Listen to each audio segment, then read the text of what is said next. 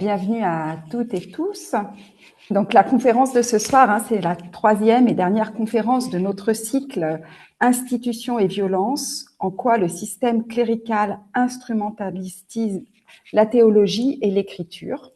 Donc il y a eu déjà une première conférence avec Christine Pedotti qui avait abordé la question des abus et questionné leur lien avec la faible place donnée aux femmes au sein de l'Église catholique.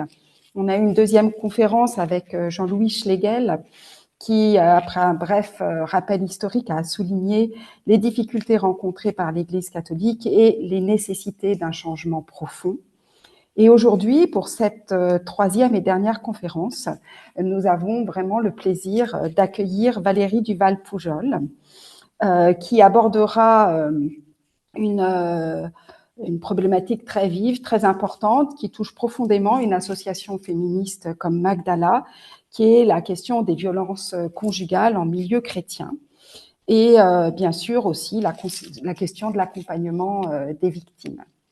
Alors Valérie, vous êtes théologienne baptiste, docteur en histoire des religions, exégèse.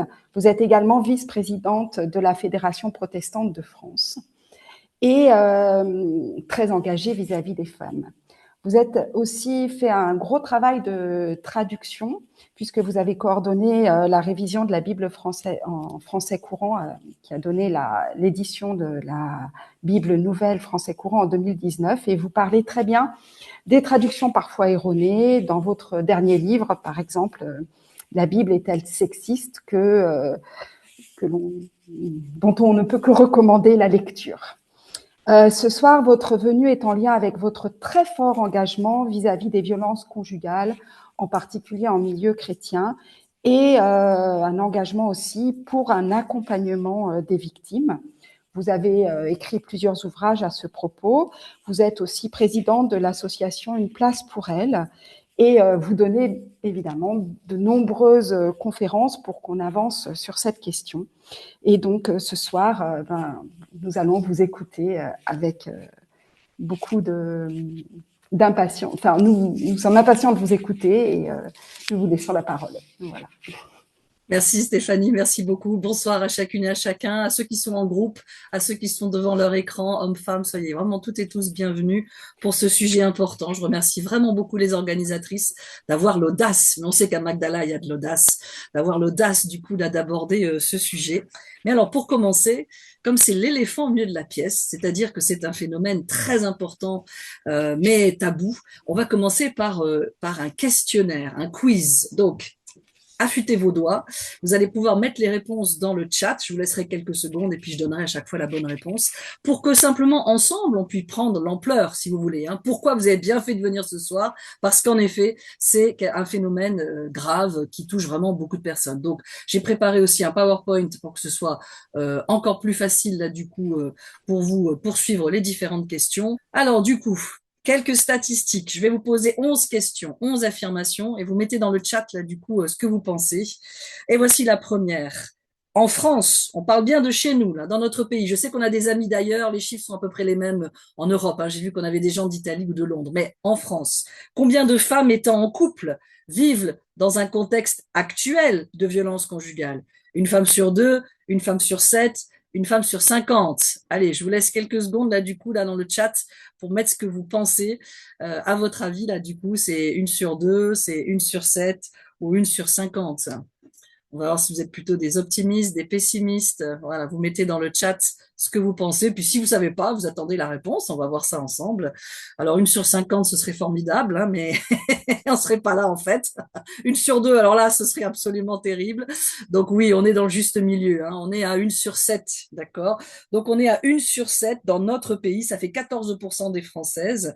Et en fait, pour pas en rester qu'à des pourcentages, sinon on se dit bon, 14%, ça fait des vraies personnes en fait, d'accord. Donc regardez, ça veut dire que en France, ça fait 220 000 femmes qui chaque année subissent des violences physiques, sexuelles, mais il faut élargir quand on parle de violence conjugale. C'est pas que, vous savez, on disait femmes battues avant, on pensait qu'au physique, mais en fait, il faut élargir. C'est les violences psychologiques, économiques, cyberviolences, spirituelles. Et là, à ce moment-là, dans notre pays, c'est 2 millions de femmes qui subissent ces violences conjugales, d'accord? Donc, toutes sortes de violences. Ça veut dire que c'est nécessairement des gens qu'on connaît, nos filles, nos sœurs, nos voisines de banc de messe le dimanche à l'église, nos collègues. Et donc, c'est vraiment quelque chose là qu'il faut prendre en compte. Bien sûr, il y a aussi des hommes victimes de violences. On les oublie pas, mais ils sont moins nombreux que les femmes. Donc, ce soir, je me concentrerai sur les femmes, mais c'est encore plus tabou aussi pour eux.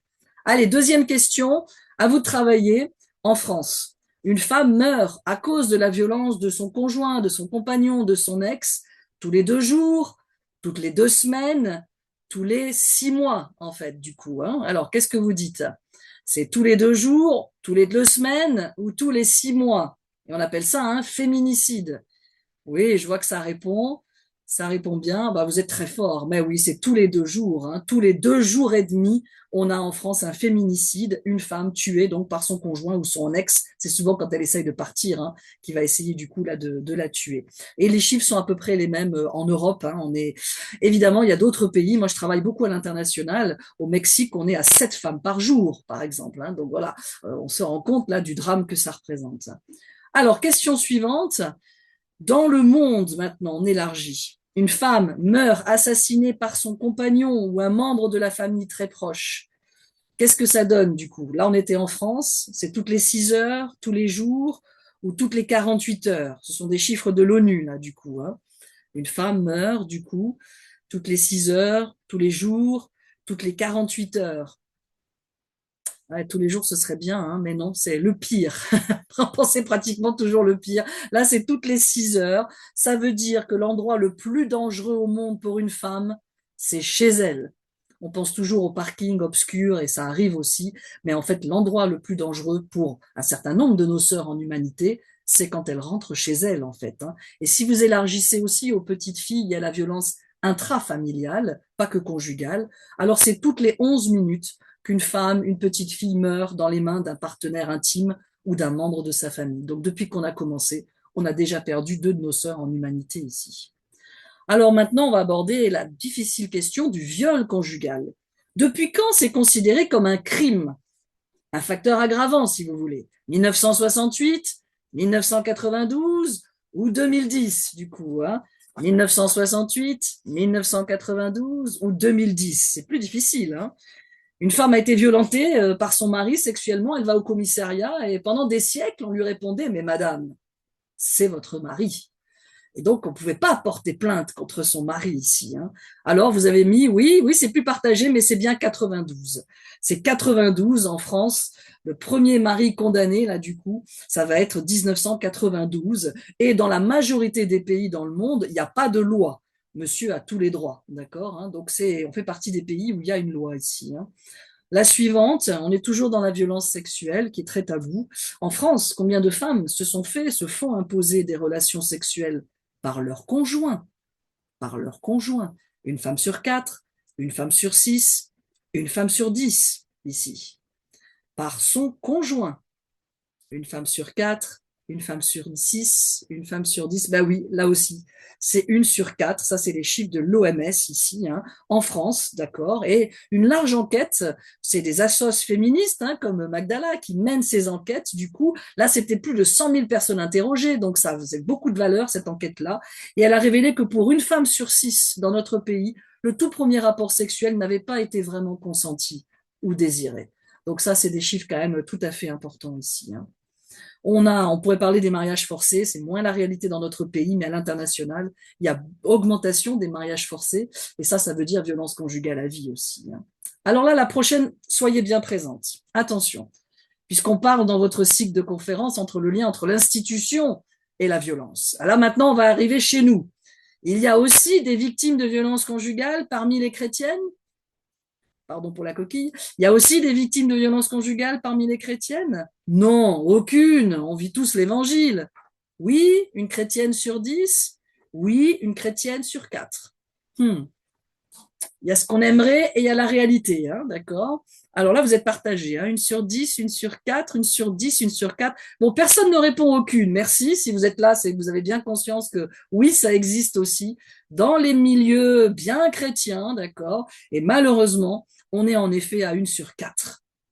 Une chrétienne sur 4. Et on parle bien de toutes sortes de violences, hein, pas que la violence physique, hein, mais aussi la psychologique, etc. Hein. On a très peu d'enquêtes dans notre pays, puisque pays laïque, il est très difficile de demander à quelqu'un sa religion, sa confession, et ensuite de lui poser des questions. Mais on en a une d'enquête, elle s'appelle l'ENVEF, elle a eu lieu en l'an 2000, et elle a confirmé que appartenir à une religion était un facteur aggravant, que les moyennes chez les croyants, toutes religions confondues, étaient plus élevées que dans la population nationale, d'accord. Et dans les chiffres, dans les pays où on peut avoir des chiffres liés aux confessions, je pense à nos voisins anglais, je pense au Canada, etc., ben, ils ont confirmé en effet que c'était une femme sur 4 churchgoer, donc vous voyez, allant à l'église, hein, donc toutes dénominations confondues ici, qui vivaient cette violence. Et maintenant, on va penser aux enfants. Les enfants, combien d'enfants vivent dans un foyer où règne la violence conjugale? Parfois, les gens ne bougent pas pour les femmes victimes, mais quand ils connaissent les chiffres sur les enfants, ils se disent, ah, est-ce que c'est 1 million dans notre pays, 2 millions ou 4 millions d'enfants ici? Alors c'est bien, vous répondez très rapidement. 1 million, 2 millions, 4 millions. Et oui, c'est à nouveau le plus élevé. C'est à nouveau 4 millions. 4 millions dans notre pays, là aussi, ça veut dire qu'on en connaît forcément. Et un enfant témoin de violence, aujourd'hui, on l'appelle une victime. Parce qu'on s'est rendu compte que les effets sur le cerveau, qu'on a pu mesurer avec les IRM, etc., étaient les mêmes s'il entendait la violence sur sa mère ou s'il la subissait directement. Et donc, on ne parle plus simplement de témoins, mais ils sont aussi victimes de cette violence. Ces enfants grandissant dans un foyer avec de la violence ont 17 fois plus de troubles affectifs, comportementaux, on parle de dépression, de repli sur soi. Et donc, il n'y a pas de fatalité, on ne devient pas forcément soi-même auteur de violence si on a grandi dans un milieu violent, mais on va dire que le curseur est quand même à retravailler et qu'il y a souvent un travail sur soi. Donc, il n'y a pas de fatalité, hein. La majorité de ceux qui ont grandi dans un contexte violent ne deviennent pas violents, mais il y a bien quand même un travail là à faire là-dessus ici. Hein. Et aujourd'hui, les spécialistes sont bien d'accord et la loi a suivi qu'un mari violent ne fait pas un bon père et qu'on doit protéger les enfants là du coup de cette violence ici. Hein. Et je ne parle pas là ce soir de la civise, de l'inceste et des violences intrafamiliales, ça ce serait un autre sujet aussi. Hein. Alors vous allez dire, est-ce que ça va aller mieux pour la jeune génération? Regardons un peu du côté des plus jeunes. Combien d'adolescentes, et là c'est un chiffre mondial, donc on parle des 15-19 ans, engagées dans une relation, vous voyez, une première relation, combien ont été victimes de violences émotionnelles, physiques, sexuelles par leur boyfriend, par leur partenaire, là, par ce premier partenaire? Une adolescente sur 3, une sur 5, une sur 10. Qu'est-ce qu'on aimerait le 1 sur 10, les amis, hein? Ben non, oui, vous avez mis, en effet, on est plutôt dans le 1 sur 3. À nouveau, c'est 1 sur 3. Alors là, ça veut dire que c'est encore pire pour la jeune génération. Avec la cyberviolence, avec le téléphone portable, avec voilà, le chantage, le tracking sur le téléphone portable, il y a une énorme violence, l'influence du porno, il y a une énorme violence pour notre très jeune génération, là, ici. On est donc à une adolescente sur 3, ici. Le suivant, on va voir, je connais le numéro d'urgence pour les violences faites aux femmes. Ne le mettez pas, ne le mettez pas. Dites-moi juste oui ou non. Dans le chat, je connais le numéro d'urgence si j'ai un doute, vous voyez, ou si je suis moi-même victime. Qui j'appelle? C'est gratuit, 7 jours sur 7, 24-24. Qui j'appelle? Eh bien, c'est le 39-19. Donc ça, on va se le répéter ce soir plusieurs fois. Stéphanie aussi, hein, voilà, à la fin de la soirée, on redemandera. 39-19, gratuit, des professionnels de l'écoute qui offrent conseils aussi. Si jamais vous pensez à quelqu'un, que vous avez un doute, hein, que vous êtes témoin ou que voilà, vous vous posez des questions, et puis aussi évidemment si on est victime soi-même, le numéro ne s'affiche pas sur la facture, c'est tout à fait discret, mais voilà, c'est très important de savoir ces numéros d'aide ici, 39-19. Maintenant, on va parler d'une catégorie de population totalement oubliée et qui pourtant subit cette violence aussi. Parmi les femmes en situation de handicap, combien ont subi les violences physiques, sexuelles de la part de leurs partenaires, pour celles qui ont quelqu'un en fait? Est-ce que c'est 10%, 25% ou 35%? Là, elles sont encore plus invisibilisées, hein, ces violences-là. On parle souvent là de leur partenaire qui est aussi leur soignant, hein, vous voyez, qui est vraiment celui-là qui au quotidien s'occupe d'elles. Eh bien oui, on est à 35%. Donc c'est 1 sur 3. Et là, c'est absolument effarant. Je vous donnerai les références si vous le souhaitez. Ça me vient d'associations d'aide aux personnes en situation de handicap, parce que sinon on ne le croirait pas. Mais du coup, c'est les remontées là qu'elles ont aussi. Du coup, c'est absolument terrible. Et la dernière. La violence conjugale est une fatalité, on ne peut rien y faire. Je suis d'accord, oui, je suis pas d'accord, non. Oh, qui font plaisir, vos noms. Allez-y, allez-y, là. Vous êtes 75, mettez 75 noms. Voilà, ça fait du bien. Merci. Non, c'est pas une fatalité. C'est d'ailleurs pour ça qu'on est là ce soir. Ça n'est pas une fatalité. On peut changer les choses. Nos voisins espagnols, allez-y, mettez vos noms. Bravo. Nos voisins espagnols, pays catholiques aussi, vous voyez, ils ont fait chuter les chiffres de violence conjugale. Là où il y a une volonté, il y a un chemin. Et du coup, voilà, c'est pour ça qu'on est là, ça passe par la formation.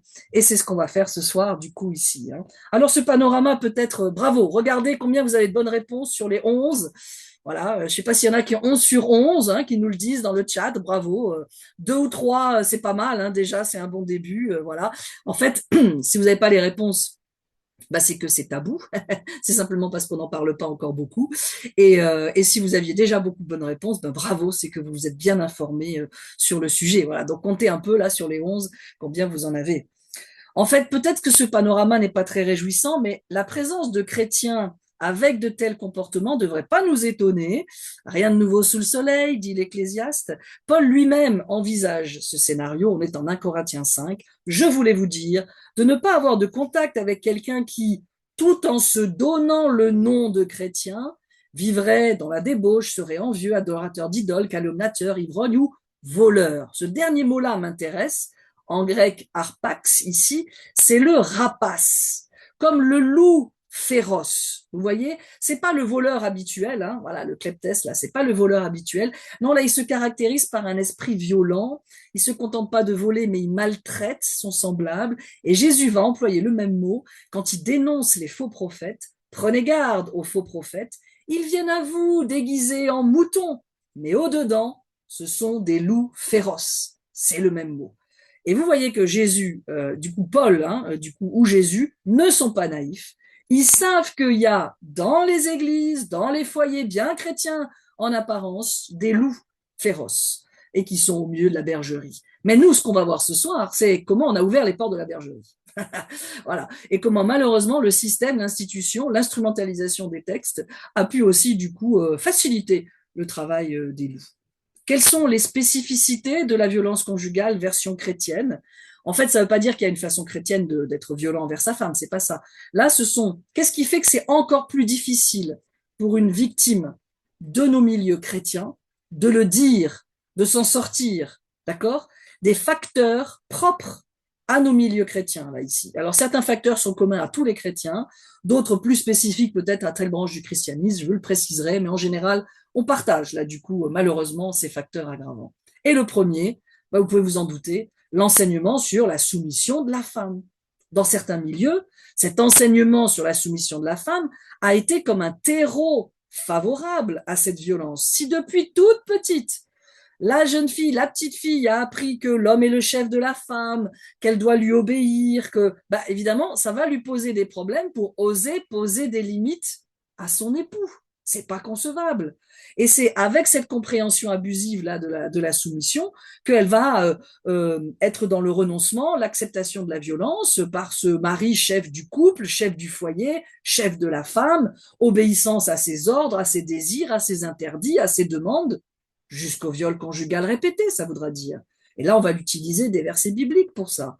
Et donc, ici, un exemple, alors malheureusement, c'était du côté catholique, hein, et c'est pas du second degré, c'est un vrai livre, ne l'achetez surtout pas. Mais je vous le montre, d'accord? C'est une journaliste catholique italienne. Il a été traduit dans toutes les langues simultanément en Europe. Tant mieux si vous le connaissez pas, ne le faites pas connaître. Mais en tout cas, marie-toi et sois soumise, je vous lis un extrait. Quand une jeune femme me demande conseil, quel que soit le problème posé, ma réponse habituelle est au choix. Il a raison. Faites un enfant. Obéis-lui. Faites un autre enfant. Pardonne-lui. Essayez de le comprendre. Bref, quand votre mari vous dit quelque chose, vous devez l'écouter comme si c'était Dieu qui vous parlait. Va poser des limites si c'est Dieu qui te parle. Je veux dire, tu n'as pas ton mot à dire, tu n'as pas à dire non, enfin voilà, dans cette compréhension-là, vous voyez. Or, l'étude sérieuse des textes bibliques invalide totalement cette lecture-là. Rien dans la Bible ne peut légitimer, justifier n'importe quelle des violences qu'on a évoquées. physique, psychologique, sexuelle, etc. Et donc, c'est l'enseignement sur la soumission, mais vous voyez, c'est aussi l'enseignement qu'on a donné aux filles sur le droit d'être bien brave, d'être bien gentille. Vous voyez, ça va avec ici. Hein. Et là, il y a pas mal de passages qui sont instrumentalisés. Le plus connu, c'est malheureusement Éphésiens 5 ici, hein, utilisé pour justifier la soumission absolue de l'épouse à son conjoint, même violent ici. Hein. Alors, dans un précédent cycle, je sais que vous avez des conférences avec Michel Kennel. Voilà, vous pouvez retravailler ça chez lui aussi, très intéressant tout ce qu'il écrit. Là, c'est pour vous dire que c'est pas seulement moi là qui vous parle, c'est tous les exégètes sérieux qui ont retravaillé ces textes et qui disent non mais là c'est pas possible d'utiliser ces passages-là, et pourtant c'est ce qu'on fait. Hein. Donc souvenez-vous que dans les manuscrits les plus anciens, voilà la copie là d'un manuscrit très ancien de la Bible, pour gagner de la place, eh bien, il n'y avait pas de séparation entre les mots, il n'y avait pas de ponctuation, il n'y avait pas de chapitre, il n'y avait pas de verset, il n'y avait pas de note, il n'y avait pas de titre, d'accord? Donc, vous voyez un petit peu là, c'était pour gagner de la place, parce que ça coûtait très cher, le parchemin, etc. Et donc, on avait en fait une très belle... c'est ensuite hein, qu'on a fait le péritexte. C'est avec l'imprimerie qu'on a ajouté les chapitres, les versets, et parfois, ce péritexte, ben, il a servi, en fait, on va dire, un certain patriarcat. C'est exactement le cas pour Éphésiens 5. Qu'est-ce qui s'est passé? Il y avait un verset 21, juste avant le célèbre 22, qui dit « Soyez soumis les uns aux autres ». Et il donne le ton à l'ensemble du passage. Soyez soumis les uns aux autres. Avec le verbe soumettre ici, qui veut dire une démarche volontaire, dans l'amour, qui veut dire être fidèle, être un appui. Être un appui, être un soutien, vous voyez? Et c'est pour ça que c'est les uns les autres. Ensuite, au verset 22, Paul fait un zoom, il va appliquer ça aux femmes. Pour être sûr qu'on fasse le lien entre 21 et 22, il n'a pas mis de verbe en 22. Femme, à vos maris. Si tu veux savoir quoi à vos maris, il faut relire le 21, d'accord? Et donc, qu'est-ce qu'on a fait comme péritexte? On a mis un point après 21. On a rajouté une majuscule à 22, on a rajouté un verbe, femme, soyez soumise, sans expliquer ce que ça voulait dire, à vos maris, et un titre, les devoirs de l'épouse chrétienne. Ce qui fait que quand tu rentres dans cette page de la Bible, tu tombes sur les devoirs de l'épouse chrétienne, mais toi, tu veux bien faire. Donc, on t'a appris à lire ce qu'il y avait après un titre. Et tu as oublié le verset 21, qui pourtant était tellement intrinsèquement lié au verset 22. Vous voyez, 21 et 22 étaient vraiment liés ensemble. Paul, délibérément, les avait liés ensemble. D'accord? Donc, ici, je vois que vous répondez beaucoup dans le chat, c'est très bien. On aura l'occasion hein, d'avoir des questions tout à l'heure, mais en effet, Paul n'est pas du tout, en effet, le misogyne qu'on pense qu'il est, pas du tout. Mais vous voyez, c'est ce qu'on en a fait ici. Hein. C'est les traductions sexistes, les interprétations sexistes. Ici, on sort un verset de son contexte, on n'explique pas ce que ça veut dire, et on l'utilise comme arme de soumission massive. Éphésiens 5, 22, et toute la clique. Hein, là, il y a tout un chapelet que Sylvaine connaît très bien aussi. Elle a très bien écrit aussi là-dessus. Là, on partage exactement les mêmes visions. Mais malheureusement, on voit aussi les mêmes dégâts ici. Hein. Et on voit bien, du coup, que dans ce passage-là, l'essentiel va arriver même après, au verset 28-30. Les maris doivent aimer leurs femmes comme ils aiment leur propre corps ici. Et la question que nous pose ce passage d'Éphésiens 5, eh bien, le lien qui unit le mari et la femme ressemble-t-il au lien qui unit le Christ à l'Église? Et c'est quoi ce lien de Christ à l'Église? Une relation de don, de protection, d'exclusivité, et sûrement pas une relation de violence, d'humiliation ou de terreur ici, hein, d'accord? Donc là, on doit vraiment lutter contre ces fausses croyances, ces instrumentalisations du texte. Et vous savez, le pire, c'est que on n'a même pas besoin de leur rappeler ces versets. Il y a des enquêtes qui ont été menées justement chez les femmes chrétiennes pour dire que le mari n'avait même pas besoin de redire le verset parce qu'il y avait eu une internalisation, une intériorisation dans une éducation depuis si longtemps, depuis si petite. Eh ben, on n'avait même pas besoin de lui rappeler les versets. Elle les avait elle-même intériorisés. Quand je dis les versets, c'est pas forcément ce verset, vous voyez, c'est cette mentalité là du coup de l'homme chef de la femme, etc. Chez les catholiques, on ajoutera comme figure Marie comme modèle de soumission et d'obéissance. On l'apprendra d'un seul aspect, en fait, du coup, ici. Hein. On verra pas aussi toute la richesse du personnage. Et hop, on instrumentalisera aussi, du coup, sa soumission, son obéissance, en demandant à la victime de faire pareil ici. Hein. Deuxième facteur aggravant, tout ce qui touche à l'enseignement sur le pardon. Le pardon, c'est un fondement du christianisme, un trésor précieux, libérateur, au centre de notre foi chrétienne. Mais certaines compréhensions erronées du pardon empêchent les victimes de sortir du cycle infernal de la violence. C'est cet enseignement qui impose à la victime de pardonner à tout prix, en toutes circonstances, même si l'agresseur, en fait, n'a pas fait preuve de changement. Il n'a pas de fruit de repentance, on dirait en termes bibliques ici, hein, d'accord. Et donc ici, ça va nourrir une certaine impunité. Je vous rappelle le cycle de la violence, même si ce soir on fait pas une formation là sur la violence conjugale, mais ça nous aide quand même, si vous voulez, à situer. Voyez en rose en haut la phase 1, l'installation d'un climat de tension, et puis ensuite l'explosion de la violence, soit verbale, soit physique, soit sexuelle. Une troisième phase de justification, de transfert de responsabilité. Non mais c'est ta faute à toi, tu m'as poussé à bout. Il va lui dire que c'est sa faute à elle, en fait, du coup, de transfert de responsabilité, de justification. Et ensuite, et c'est parce qu'il y a la quatrième qu'elle va rester, la lune ici de la phase de lune de miel, il va se montrer tout repentant, apporter des cadeaux, dire qu'il va changer, que cette fois il a compris. Là, elle était sur le point de partir, vous voyez, entre 3 et 4. Là, elle a cru qu'elle allait y passer, ou elle voit que les dégâts sur ses enfants, c'est le moment où elle serait prête à partir. Mais parce qu'il prétend changer ici, tant qu'elle croit qu'il va changer, elle revient. Et une victime, en moyenne, fait 7 allers-retours avant de pouvoir vraiment partir. C'est une moyenne, ça veut dire qu'il y en a assez plus, il y en a assez moins. Et c'est là qu'en tant que victime chrétienne, c'est encore plus difficile. Parce que c'est là que l'entourage, le prêtre, la belle-mère, la famille, les réseaux sociaux, Internet, c'est là qu'on va lui dire, mais pardonne, une bonne chrétienne pardonne. Et combien de fois? 7 fois, 77 fois. Voyez? Et hop, elle revient. Elle retire sa plainte et malheureusement, le cycle recommence. Parce qu'il n'a rien fait pour changer. On peut changer. J'ai rencontré des psys qui travaillent très bien avec les auteurs de violence. Il n'y a pas de fatalité. On peut changer. On peut sortir là de ce cycle. Et c'est toujours un choix, la violence, hein, d'accord? Parce qu'il ne le fait pas sur ses collègues. Il attend d'être rentré à la maison. Il fait en sorte que ça se voit pas. Vous voyez, c'est un choix, cette violence-là, d'accord? Donc, du coup, ici, vous voyez, l'enseignement sur le pardon a été instrumentalisé pour ici l'obliger en quelque sorte à rester en fait. Et plus le temps passe, il y en a qui ont 35 ans hein, de violence conjugale, plus le cycle s'accélère, il va se faire même dans une seule et même journée en fait ici. Hein. Le vrai pardon, comment je sais si c'est un vrai pardon et pas des larmes de crocodile dans le bureau du prêtre ou dans le... Parce il y a des changements. Il accepte la thérapie, et pas avec quelqu'un qui l'a choisi lui, mais quelqu'un qui est vraiment formé. Il accepte qu'elle porte plainte et qu'il y ait une trace. Et oui, ça va avoir des conséquences. Mais oui, voyez. Et donc c'est à ça qu'on verra là du coup le vrai changement ici. Hein. Et donc ça, c'est pas un pardon inconditionnel, sans véritable changement ici. Et donc ça, évidemment, ça fait partie du souci en fait, hein, si vous voulez, dans les milieux chrétiens ici. Surtout si après la lune de miel, elle a pu redire à tout le monde autour d'elle que finalement, ça y est, tout était rentré dans l'ordre. Peut-être qu'elle a fait prier les sœurs de l'église dans son groupe de dames, peut-être elle a fait, et elle dit là, ça y est, regardez, il a changé. Merci, merci pour vos prières. Et hop, ça recommence. Mais là, elle n'ose pas en reparler. Elle l'a déjà dit que ça n'allait pas, et puis que finalement ça allait. On va dire, mais t'es une girouette, tu sais pas ce que tu veux. Vous voyez, elle n'osera pas la redire au moment où le cycle va recommencer. Quand on connaît le cycle, on sait que malheureusement, ça va recommencer et on sera présent du coup à ce moment-là pour l'écouter ici. Hein.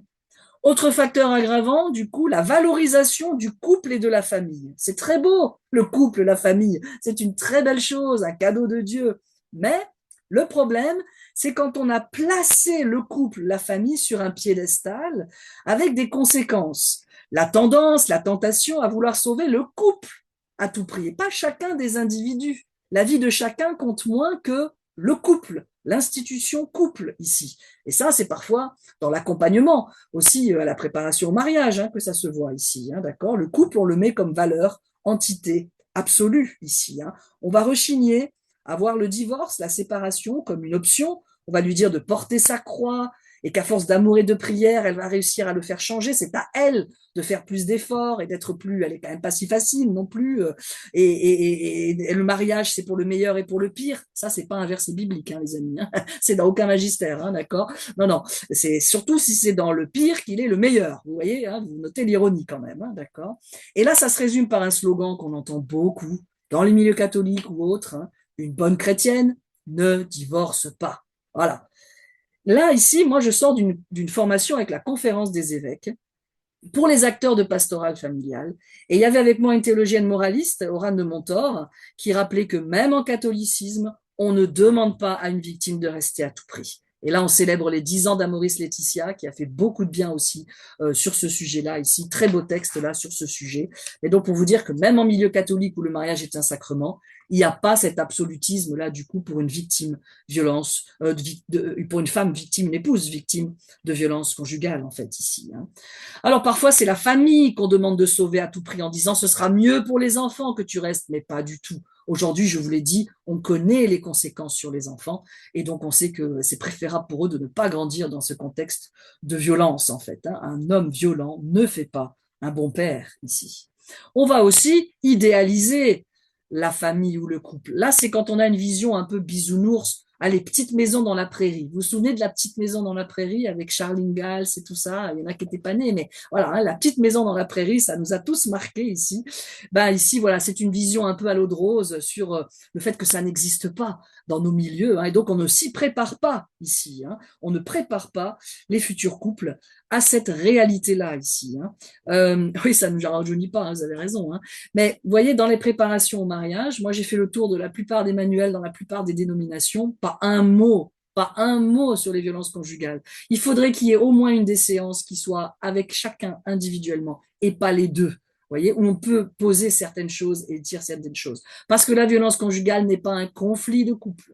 C'est pas qu'ils communiquent mal. C'est un système d'emprise où l'un a du pouvoir sur l'autre. Donc c'est pas un problème de communication et on ne fait pas de médiation dans un cas de violence conjugale. Mais nos prêtres qui n'ont pas eu une seule heure dans leurs années de formation au séminaire. Et pourtant, on essaye d'introduire ça aussi en faculté de théologie protestante. Pour l'instant, nada, rien du tout, personne, nulle part. Il nous faudrait une heure. Si on avait une heure avec eux, on leur dirait de ne pas faire de médiation. Mais eux, pleins de bonne volonté et sûrement poussés par leur toute-puissance, comme sont toutes les personnes en situation de responsabilité. Et là, je vous dis, c'est prêtres, pasteurs confondus. C'est toutes les. On a un peu ce désir, parce qu'on n'est pas formé, de faire là ici de la médiation. Non, c'est la dernière chose à faire dans le cas de violence conjugale ici, d'accord. Et cette idéalisation peut même conduire à une certaine pression au mariage. On se marie à tout prix. Il y a des milieux où dès que tu t'es pris la main, ça y est, on se marie, quoi. Non, et du coup, on n'a pas pu vérifier comment ça s'était passé avec les précédentes, comment ça s'était terminé, pourquoi elle avait rompu. Vous voyez, c'est quand même toujours intéressant de se demander pourquoi les fiançailles précédentes ou pourquoi le mariage précédent a fait échec. Autre facteur aggravant dans nos milieux, c'est la réticence à oser chercher de l'aide auprès de non-chrétiens. Il y a dans certains milieux chrétiens une vision un peu séparatiste à couper le monde entre eux et nous. Vous voyez, il y a le monde et il y a l'Église. Et il n'y a que ce qui se passe à l'Église là qui est digne de confiance. Les croyants et les non-croyants. Donc on hésite. Et comme en plus l'auteur de violence conjugale a tendance à isoler sa victime, du coup ça l'arrange bien qu'elle n'ait pas beaucoup de relations. Vous voyez ici. Hein. Et non, on doit pouvoir afficher les numéros d'aide. Pourquoi pas ici dans toutes les toilettes, on est en train de faire ça, dans toutes les églises d'une certaine dénomination, dans toutes les toilettes d'afficher le 3919, par exemple. On devrait tous connaître par cœur ce numéro-là. Ça, c'est gratuit, c'est facile. Hop, allez, on met le numéro d'aide là et d'urgence. Je dis les toilettes pour femmes, mais vous voyez, ça peut être un autre endroit où elles sont en fait ici, d'accord. Cette réticence à oser solliciter des professionnels de santé, des professionnels de justice, d'accord, ce séparatisme ici. Hein.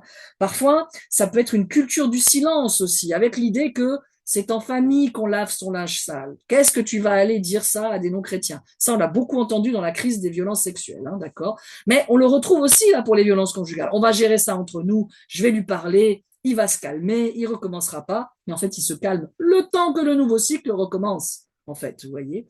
Et donc, cette méfiance, elle peut aussi des fois être légitimée par des versets bibliques sortis de leur contexte.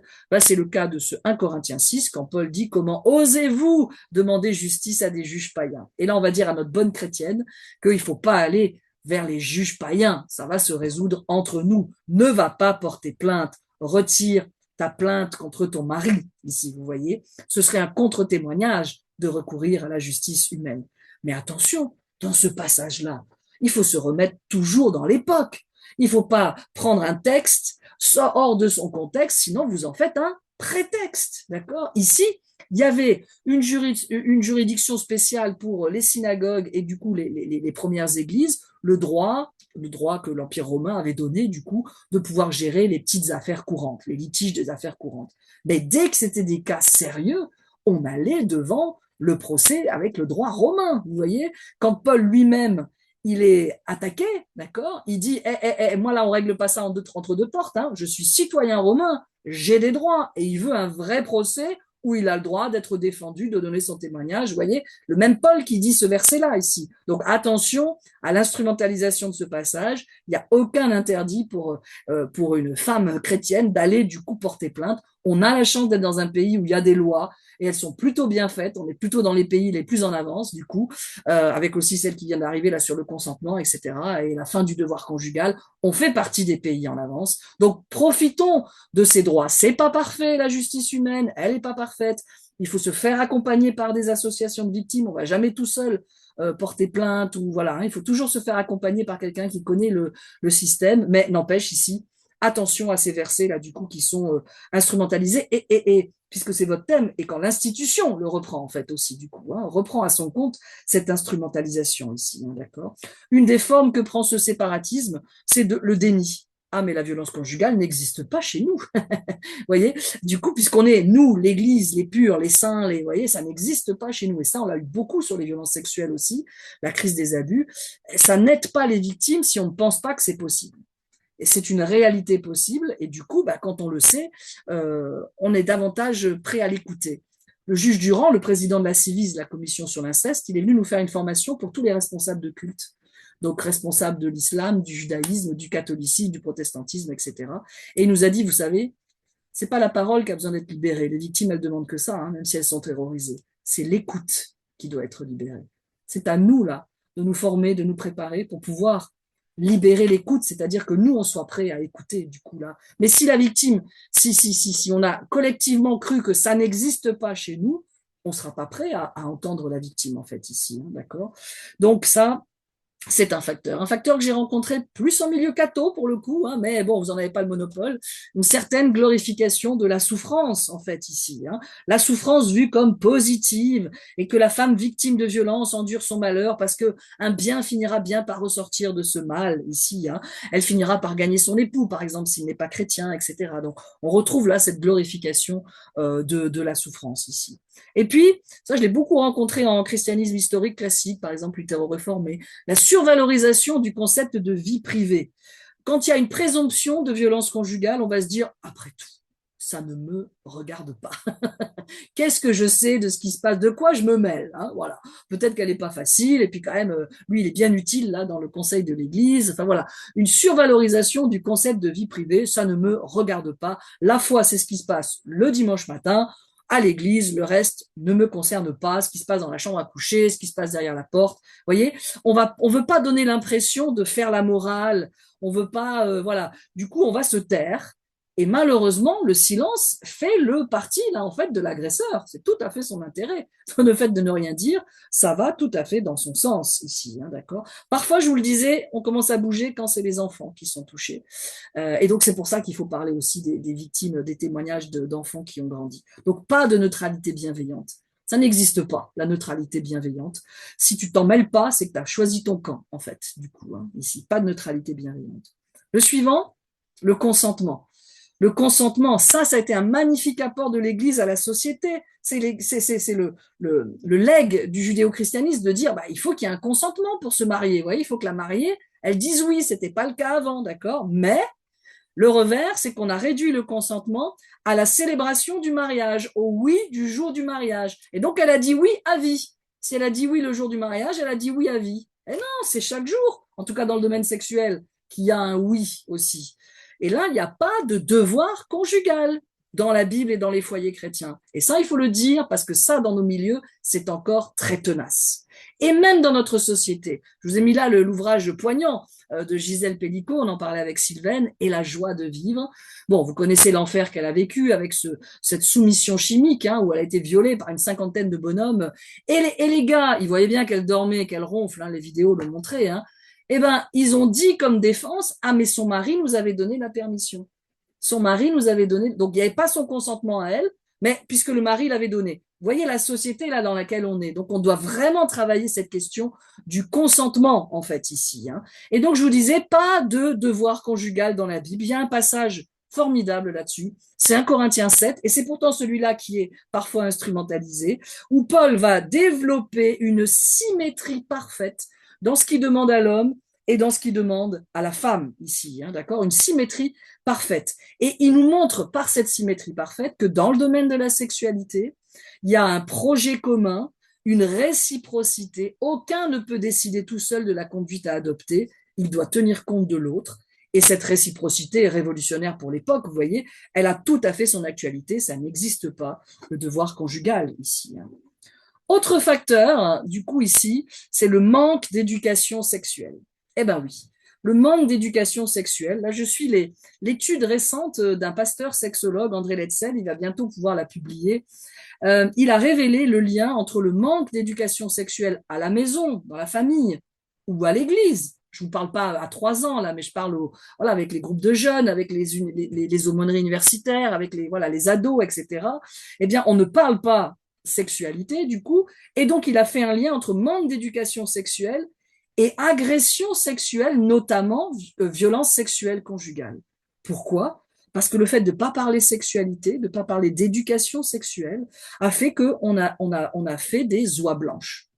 Voilà, on a fait des jeunes filles tout à fait naïves et qui en fait connaissent rien à rien et qui trouvent acceptable, je ne parle pas de normalité ici, ça on peut définir, on peut débattre la normalité, mais qui trouvent acceptable des choses inacceptables. Elles ne savent pas qu'elles ont le droit de dire non, elles ne savent pas que, vous voyez, tout ce qu'on a dit sur le consentement, c'est très lié à l'éducation. Mon corps m'appartient. C'est très lié là du coup à cette éducation-là aussi. Et écoutez bien ce chiffre qu'il a montré, 22% des jeunes chrétiens, donc ça incluait les catholiques, 22% de jeunes chrétiens de 18 à 30 ans disaient n'avoir reçu aucune éducation à l'église, en famille. Ah, alors oui, il y a les pornos, d'accord, mais enfin, si vous pensez que c'est ça l'éducation, vous voyez. Donc non, là, on a un terrain à occuper, en fait, évidemment. Hein. Dernier facteur, et j'ai pas oublié voilà, la montre, hein, il me reste encore quelques minutes. Dernier facteur, c'est la honte, la peur de faire du tort à l'église. Ça, c'est le cas quand son conjoint violent est un leader en vue. Il a des responsabilités importantes. Alors en protestantisme, ce sera des pasteurs, par exemple, qui sont maris violents. J'accompagne des épouses de pasteurs violents. Alors bon, chez vous, les prêtres se marient pas, mais ça peut être quelqu'un qui a des responsabilités là, du coup, dans l'Église ici. Et là, elle se dit que son silence est le prix à payer pour que l'œuvre continue en fait. Hein. Dans un autre registre, a été toute la difficulté des victimes de l'abbé Pierre ou de Jean Vanier, parce que du coup, bah, ils voulaient pas salir l'œuvre et ça a mis encore plus de temps pour ces victimes-là à oser parler parce que elle se disait mais c'est un tel travail formidable, une œuvre qui fait un merveilleux témoignage. Eh ben non, c'était un total contre-témoignage d'attitude de ces responsables ici. Et là, ces victimes, d'abord elles pensent qu'on va pas les croire, hein, je veux dire. Ça c'est un lourd facteur hein, quand même, on va pas me croire. Et il y a aussi des versets qui leur sont cités. Malheur à celui par qui le scandale arrive. Dans le rapport de la SIAS, c'est un des versets les plus cités aux victimes pour qu'elles se taisent. Alors que le malheur, le scandale, c'est l'auteur de violence. C'est pas la victime qui ose dénoncer. Vous voyez, quand on dit malheur à celui par qui le scandale arrive, c'est pas la victime qui a dénoncé, c'est l'auteur de violence ici. Hein, voilà. Alors, j'ai rappelé ici les facteurs propres au christianisme. En plus, il faudrait rajouter les facteurs de notre société. Hein, et les chrétiens les chrétiennes de nos églises sont aussi, en fait, on va dire, victimes de ces facteurs-là qui sont sociétaux plus globaux. Mais là, je voulais vraiment focuser sur chez nous, voir la poutre chez nous, là, hein, d'accord, les facteurs aggravants. Quand je parle des facteurs de toute la société, c'est ce continuum de violence que dénoncent du coup là les associations d'aide aux victimes, de dire il y a un continuum de violence du berceau à la mort qui fait que la soumission, le patriarcat, etc., ça fait que c'est difficile pour les femmes. Mais moi, je voulais qu'on regarde aussi chez nous le travail là qu'il y a à faire par rapport à ça. Alors, un mot de conclusion pour aller plus loin, mais du coup, Stéphanie l'a mentionné dans mon livre La Bible est-elle sexiste? Là, je parle aussi de ces versets qui concernent la femme, du coup, dans la Bible. Et puis, peut-être un mot sur une enquête là, qui est sortie récemment, qui m'a vraiment interpellée. Donc, c'est en Angleterre, et qui nous dit que 85% des victimes de violences ont à un moment osé parler à un responsable. C'est beaucoup, hein. C'est énorme. C'est-à-dire vraiment, vous voyez, quand je vous dis qu'elles souffrent et qu'elles ont envie de le dire, 85%. Et qu'est-ce qui s'est passé dans 18% des cas, la réponse a permis un changement positif. Alléluia, c'est plus carême, on peut dire Alléluia, hein, voilà, Alléluia, mais bon, 18%, hein, d'accord. 29%, la réponse n'a pas permis de changement positif, une sorte de statu quo. Mais 36% des cas, la réponse a aggravé la situation. Vous vous rendez compte? Moi, je ne veux pas faire partie des gens qui aggravent la situation, mais je voudrais qu'on puisse chacun, chacune, voilà, on n'est pas psy, ou peut-être certains le sont, mais voilà, on n'est pas psy, mais on peut déjà un minimum se former pour au moins ne pas nuire, comme dit le serment d'Hippocrate, et au moins connaître le numéro d'aide, c'est le 39, 19. Voilà, on peut au moins connaître ce numéro-là ici et se dire que c'est encore plus difficile pour une victime voilà, une victime croyante de dénoncer ici ces situations de violence ici. Hein. Et c'est vraiment à chacun et à chacune de faire sa part. Ici, c'est ce que vous faites à Magdala ce soir, et je suis très reconnaissante pour ça, en aidant l'Église catholique à lutter contre le patriarcat, les discriminations de l'institution, mais en fait, ça aide aussi là ces victimes de violence. Et inversement, en aidant les victimes de violence, en fait, on lutte aussi contre le patriarcat et toutes les instrumentalisations du texte. Vous voyez, il y a vraiment un lien ici. Et ne pensez pas que c'est une goutte d'eau dans l'océan. Souvenez-vous de la célèbre histoire là du coup de Pierre Rabhi, qui vraiment nous encourage et nous touche. Vous connaissez la légende, hein, cet immense incendie de forêt qui se propage à grande vitesse et tous les animaux sont terrifiés, atterrés et observent avec impuissance le désastre. Et dans le ciel, un petit colibri s'affaire, vole de feuille en feuille à la recherche de la moindre goutte d'eau et dès qu'il en a une, il va la projeter sur le feu. Alors un des animaux qui l'aperçoit le rappelle à l'ordre. Petit colibri, mais pourquoi t'affaires-tu? Enfin, Magdala, vous êtes quoi là dans le système, hein? Petit colibri, pourquoi t'affaires-tu? Tu sais bien qu'à toi tout seul, tu n'éteindras pas le feu. Et le petit colibri de répondre, je fais ma part. Je fais ma part. Et ça, c'est ce qu'on a fait ce soir. Et je vous remercie beaucoup de votre attention du coup ce soir. Je vais arrêter le partage.